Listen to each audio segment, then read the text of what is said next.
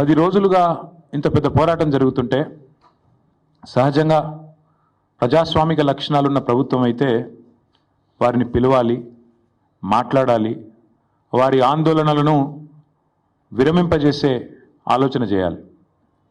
కనీసం వారితో పిలవకపోయినా కనీసం అక్కడికన్నా ప్రభుత్వ ప్రతినిధులను పంపి ఒక మంత్రి గారినో లేదా బాధ్యత గల వ్యక్తులను, అధికారులను పంపి వారికి కొంత వివరించి చెప్పే ప్రయత్నం చేయాలి.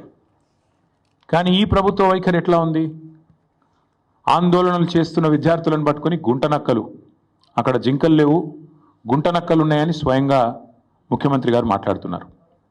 ఇంకొక మంత్రి గారు అయితే పేమెంట్ బ్యాచ్ అని చెప్పి విద్యార్థులను చిన్నగా చేసే విధంగా, వాళ్ళని అల్పంగా చూపే విధంగా ఇంకొక మంత్రి గారు నోరు బారేసుకుంటారు.